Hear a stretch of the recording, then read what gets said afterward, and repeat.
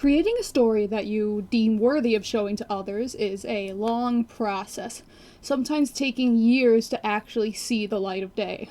In this video, I will show you the many iterations that my webcomic, Marrow, went through before the release of its first chapter, or at least the current version of its first chapter. A quick disclaimer, I am not trying to say that your own stories have to go through this much editing and revision and overall time before you share that with others, or before you create a comic. I am just trying to describe my own experience. Also, if you want to go ahead and read the first chapter of Marrow before you watch, the link will be in the description. There will be a spoiler warning once I get to talking about the current version of it, as well as future plans that I have. If this type of content interests you, consider liking, commenting, and subscribing, because I have many more stories that I have been developing for years that I would like to share. Anyways, without further ado, now presenting Marrow. So how did this begin? I'm sure many of you know what Dungeons & Dragons is. I have been an avid player for many years, and I have been wanting to write and DM a homebrew campaign for a long time. Basically, I wanted to create my own universe for others to roleplay in, if anyone doesn't know what, homebrewing is. I came up with the concept, a snowy ice world with a wintercore-esque steampunk aesthetic. Something with a bit of a survival challenge, perhaps. I drew a character, he will be on screen now, with a long coat, a scarf, and steampunk-type goggles. Why winter? Why not a desert, or an ocean, or the mountains even, if I wanted to make survival difficult? Because I came up with this idea in the middle of the summer. When it's hot, I like to write stories about cold environments, because I miss the cold. When it's cold, I do the exact opposite. So now we had the basis for the aesthetic and a character that I could work with. So who was this character? He would eventually come to be named Vale.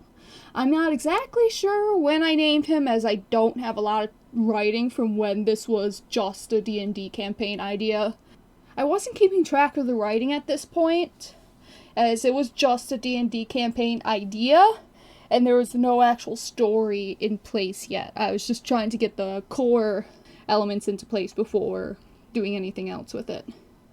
Vale was originally the owner of an inn and tavern, and was going to be the main quest giver / guide for this campaign. Along with the Vale, there were a bunch of other characters who were created by my friends who were going to play in the campaign. This campaign never actually happened. Now we move on to Phase 1. We're out of the alpha version of the story, and now we're into actually where this began to be a story and not an idea. Summer was over at this point, and my senior year of high school began, the 2021-2022 school year. This year, I took an AP 2D Art and Design class. What this involved was creating a portfolio of 15 pieces, all focused around some kind of central theme or central process of some sort. So I chose to focus on world building, character design, and development. The first pieces I made were technically these maps of the world as seen here. I made them really early on in the school year. They were last-minute additions to the portfolio as I was running out of finished pieces to submit. There was also this other world map that I don't remember when I drew it, but it may have been an early concept for this current map, as it also has some of the same elements, being the large lake and mountains. I won't go over all of my AP art pieces in detail, but I will show and label them as such when they are relevant to what I'm talking about. Since it was no longer a D&D game, I could no longer use my friends' characters. Of course I still had Vale, but Vale wasn't a character who, to me at least, could work well alone. He needed someone to bounce off of, especially since this original version of him was selectively mute. I'll talk about this more in a minute here. This led to the creation of Caitlin. Here are some of my AP art drawings of her. Here are some of my other drawings of her original design as well. Around this point in time, April of 2022, is when I started writing everything down. And I mean everything. Every version of the story from then on is in this binder here. So, this version of the story, Caitlin was a 19-year-old woman who was isekai'd into this fantasy world. She was found in the woods by Vale, who took her back to his inn in town. Caitlin was what was known as a traveler, basically someone who got isekai'd into this world. It was common enough that Vale had known and helped several travelers in the past get used to this world. Caitlin's main goal, after seeing how corrupt the world was compared to the real world, quote-unquote, the real world is worse, not gonna lie, she decided that she would be the one to fix it, a savior complex of sort. Despite the fact that getting isekai'd here was a semi-regular occurrence, she was still convinced that she was the destined hero to fix it all. Her main character development consisted of her realizing that was actually stupid to think that she was that important, and learning how to embrace the world how it comes, maybe trying to return to her own in the end. Now, Vale, in this version, was stubborn and fully believed that the world couldn't change. He played the system to get to where he was. His character development consisted of him slowly opening up, becoming willing to actually speak to people, and realizing that he could and always had been changing the world in small ways.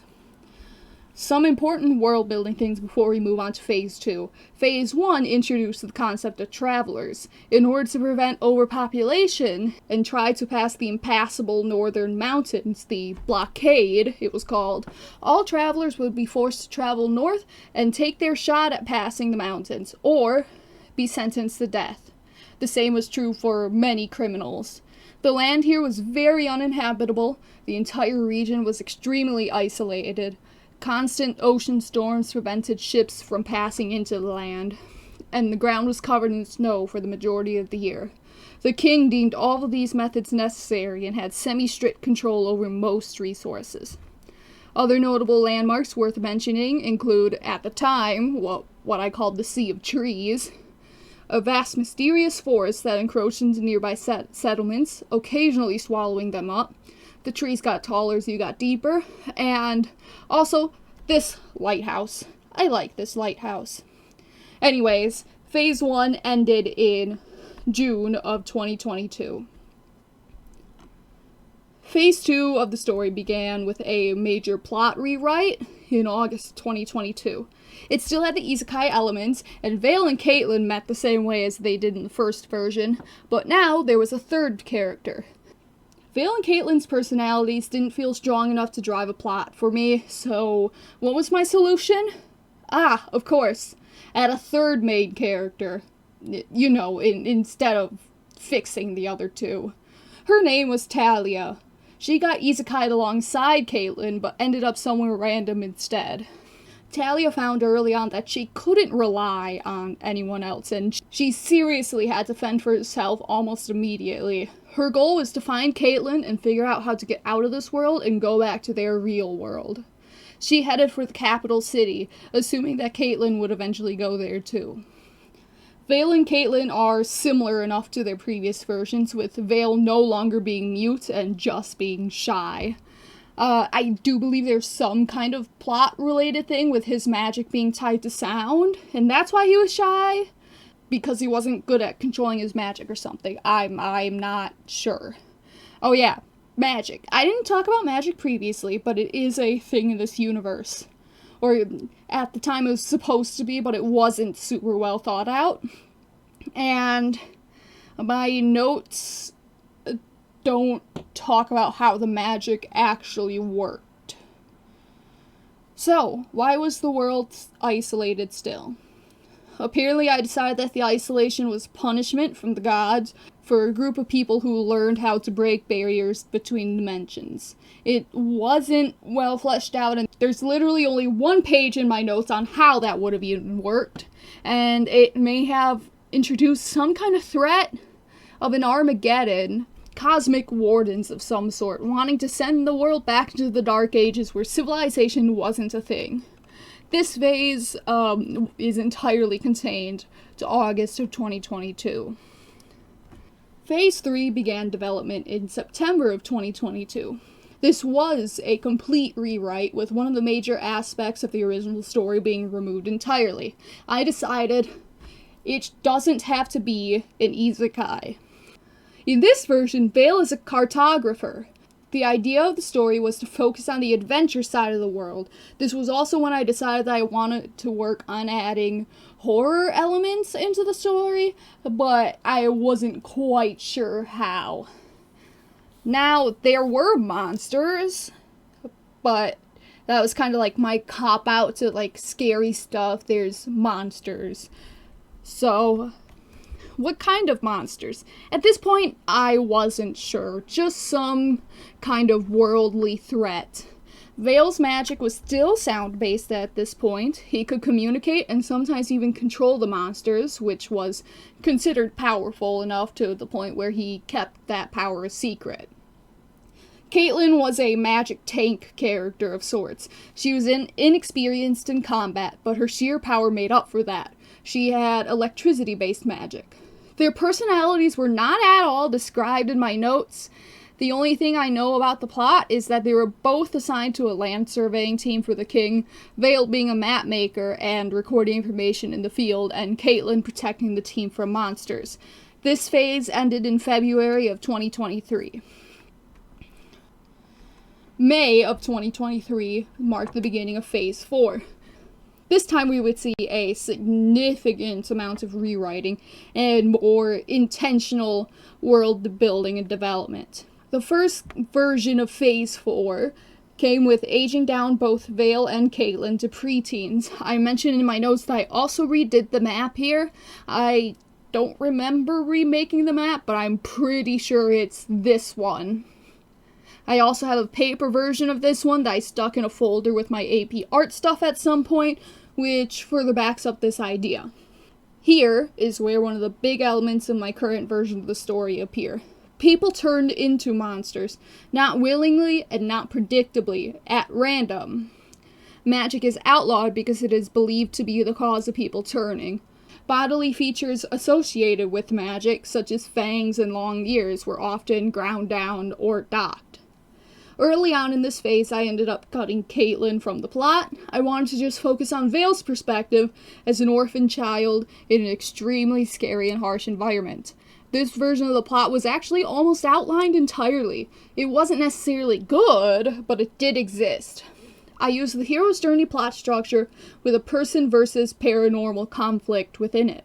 This began with Vale's orphanage being burnt down by a fire-breathing skull monster. The story eventually ended with Vale learning magic and setting off to discover what actually caused people to turn into these monsters. This is around the time when I actually did design the monsters. This design stuck permanently. It is a very common trope used in horror. A dark creature with an exposed skull and horns and glowing eyes. This phase ended in September 2023. Now we move on to phase 4.5. Why 4.5? Because everything from Phase 4 in this stage is still canon. Phase 4.5 was meant to be a main series, with Phase 4 being the prequel. This phase also only has one page written about it, so it'll be quite brief. Vale supposedly was now living as a wizard in a mountain cave, doing experiments with magic. Caitlin is a knight who was sent to capture him. That's pretty much all there was to it. The entire phase began and ended in December of 2023. Phase 5 began in May of 2024. I reworked the plot, redrew the maps, and started working on actually creating a story. The original plot saw Caitlin arresting Vale at the city harbor because he was acting suspicious. He would end up convincing the Baron, Caitlin's father, that he was actually a chemist and they should hire him to do chemistry research for them. Eventually, Caitlin's mother, the Baroness, catches Vale actually doing magic, or at least accuses him of it, and sentences him to death.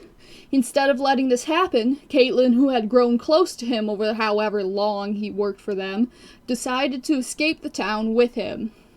I rewrote the opening of the story a few times. Eventually, I wanted to participate in Webtoon's Legends contest, so I started working furiously on the first 3 chapters. The first 2 I apparently didn't actually write down on paper. I have them on a Google Doc instead. The opening I ended up settled on is almost identical to the current one. You can see both this version and the current version up on Webtoon now. The first chapter had a prologue with Vale as a child losing his mother. She transformed into a monster, which I now called Needhogs, right in front of him. So the word Needhog came from Norse mythology. The Needhog was a dragon who gnawed at the roots of the world tree. A stranger rescues him as some soldiers step in to kill his mother-turned-monster. Cut to a court scene in the current time. Vale is being put on trial for conspiracy to do magic. Eventually he breaks out of his chains. Thus ends chapter 1. So, I did finish chapter 2, but I never published it. The new version will be different enough, but nonetheless, minor spoilers for this section. I would advise against skipping this section, as it describes some of the reasons why I restarted again. Chapter 2 saw Vale lighting a guard on fire and making a run for it into the city. He gets back to his house and starts packing to escape into the woods. Caitlin finds him and threatens to execute him on the spot. Vale tries to explain himself, and Caitlin just kind of trusts him randomly. I didn't develop Caitlin well enough at this point, so she didn't have a strong personality, and her actions genuinely don't make sense. Anyways, she agrees to help Vale out for some reason, and they escape the city together. She makes the actually unreasonable decision to join him on his quest. I ran out of time for the contest, but now that the stress of that was over, I could restart and pour more effort into rewriting it. August of 2025 marks the start of the current version of the story, Phase 5.5. 5.5 follows the same concepts and world building of version 5. The first chapter, go ahead and check it out, follows pretty much the exact same plot. So why did I rewrite and redraw everything? I saw a problem. These characters, Vale and Caitlin, lacked motivation, more specifically Caitlin. The first thing that I did with this rewrite was detail both Caitlin and Vale's wants and needs, which would determine how they would act and personality they would have for the rest of the series. Vale was now a loner who was always on the move, hunting for a cure to magic sickness, which he himself was in the early stages of. And Caitlin was destined to be the next leader of her province. She wants to gain worldly experience and figure out how to get rid of, or at least defend better against magic and the Nidhogg's for the sake of her people. Caitlin is now assertive. She will be the one calling the shots most of the time, the one who tells Vale to help her with her goal.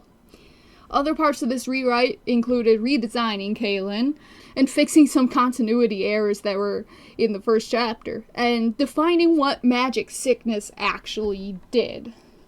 I can talk more about this world building for this specific version in another video, or just wait to see how the comic plays out. If I get one comment telling me to talk about the world building, I will make a video on that, on just the world building of this version. All I need is one comment asking me to. I sell out easily. Alright, so what's next? This is where I'm gonna say more major spoiler warnings, as I will be talking about distant future plot points, showing some potential character designs, and this will serve as a sort of time capsule to look back on once these parts of the comic are actually reached. Do keep in mind that none of this is final. It is not fully written, and it is not well developed yet. These points may be included in the final story, but they also may not be. So if you don't mind spoilers or don't care, continue watching. If you do mind spoilers, skip to this timestamp. So I've defined the end of each season of the story. The first one ends with Caitlin turning into a Nidhogg first, and Vale saving her consciousness with magic. This confuses both of them, as Caitlin is now a Nidhogg, and Vale managed to do magic without thinking it through scientifically. Throughout the story up to this point, Vale understands magic as being a science of sorts, based heavily in chemistry. The second season ends with Vale and Caitlin, in Nidhogg form still, encountering a god of some sorts. Vale bargains with the god, asking it to return Caitlin to her human form. The god agrees for a price. It takes something, currently unknown but valuable, from Vale. The third act and the story ends with Caitlin returning to her home city, becoming its ruler, with her better understanding of magic and the world. Vale goes to the capital, gives up his research to the Grand Library, and turns himself in for the numerous actual crimes he's committed. He is sentenced to death by guillotine. As the blade drops and severs his head, he realizes that what the god took from him was his mortality. He went through the entire story believing that he would be dying at some point soon, and at this point he had come to accept that. So, much to his dismay, and the distress of everyone around him, he turns out to be immortal. Anyways, that was the end of the story, as it is now. Like I said, this is not final. It could definitely be rewritten at some point in the future, near or distant. These are just the general beats that I have been following up to this point, especially up to that first one. I plan to continue publishing future chapters on Webtoons, maybe other platforms at some point. I don't have a schedule for uploading. They will happen as they happen. I will announce them on this channel whenever I do, or whenever I'm close to finishing a chapter. If you like this video, consider liking, commenting, and subscribing. And once again, if you like what you've been seeing and want to begin reading it, the links to both the old and the current versions of my webtoon Marrow are in the description below. Have a beautiful day, and thank you for watching.